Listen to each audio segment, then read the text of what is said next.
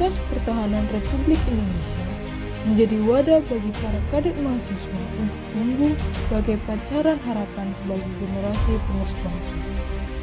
Mereka tidak hanya dikenal dengan kecerdasan intelektual yang luar biasa, tetapi juga dengan semangat dan disiplin yang membanggakan.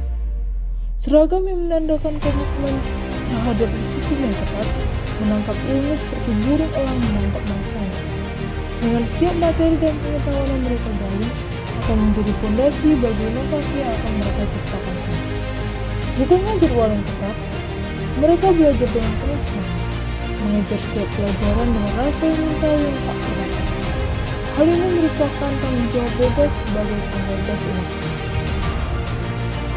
Hubungan antara junior dan senior tidak hanya sekedar hierarki, tetapi juga menjadi fondasi kuat dalam perjalanan akademik dan pribadi mereka.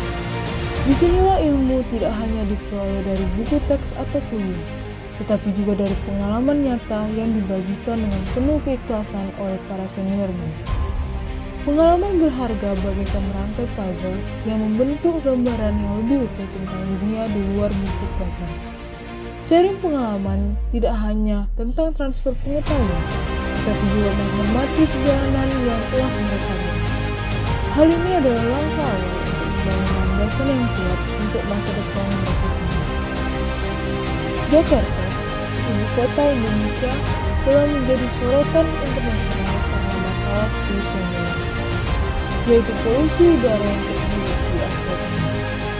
Pada tahun 2020, sebuah penelitian dari Dinas Lingkungan Hidup menyoroti bahwa transportasi adalah penyumbang utama emisi udara di kota ini.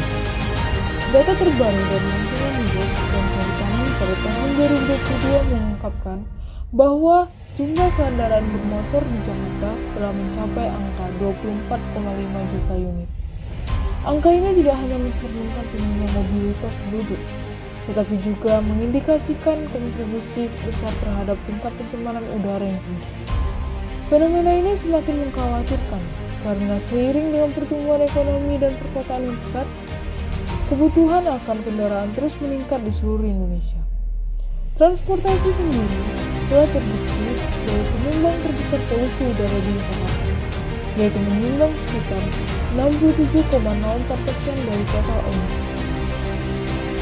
Gas karbon dioksida yang berasal dari kendaraan bermotor menyumbang sekitar 96,4% dari emisi tersebut, menambah kompleksitas masalah kesehatan masyarakat.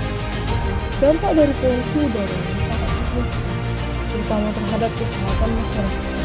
Penyakit paru-paru, terutama yang terkait dengan polusi udara, telah menjadi masalah kesehatan utama di Jakarta.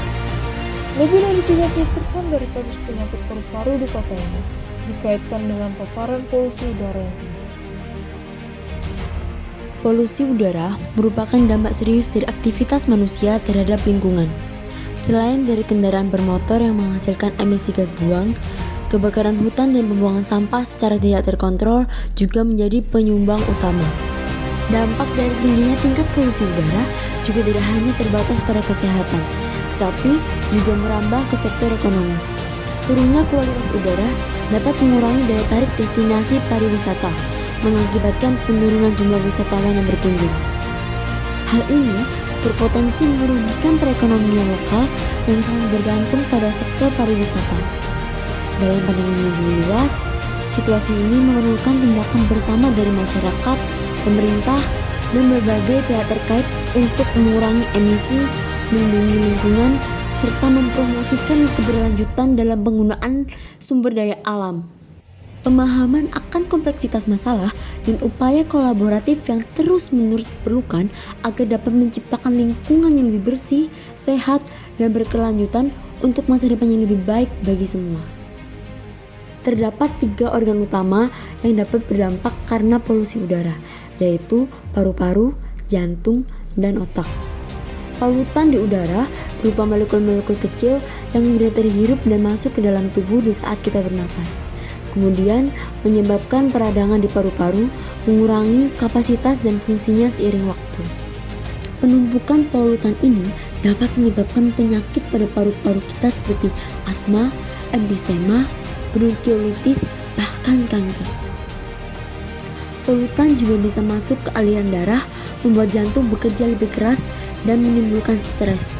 Mereka menyebabkan peradangan dan penyempitan pembuluh darah, beresiko menyebabkan stroke. Polutan ini bisa memecah plak di pembuluh darah, mengakibatkan penyumbatan yang memicu serangan jantung atau stroke. Emisi gas buang kendaraan menimbulkan masalah serius, baik jangka panjang maupun jangka pendek. Dalam jangka panjang, emisi berkontribusi pada penyakit kronis seperti jantung dan kanker, serta mempercepat perubahan iklim yang berdampak pada lingkungan dan ekonomi. Sedangkan dalam jangka pendek, emisi ini menyebabkan iritasi pernapasan, memperburuk asma, dan meningkatkan risiko gangguan paru-paru. Solusi yang diterapkan adalah memanfaatkan limbah cangkang kerang yang jumlahnya cukup banyak sebagai bahan untuk membuat filter dalam knalpot. Cangkang kerang yang biasanya dibuang dapat diolah dengan cara dihancurkan hingga halus dan digunakan sebagai material dalam teknologi filtrasi knalpot. Pemanfaatan limbah ini bukan hanya membantu mengurangi sampah, tetapi juga meningkatkan efisiensi penyaringan emisi gas buang, sehingga berkontribusi dalam mengurangi polusi udara. Dengan inovasi ini, limbah cangkang kerang yang sebelumnya tidak terpakai bisa menjadi sumber daya yang bermanfaat untuk lingkungan.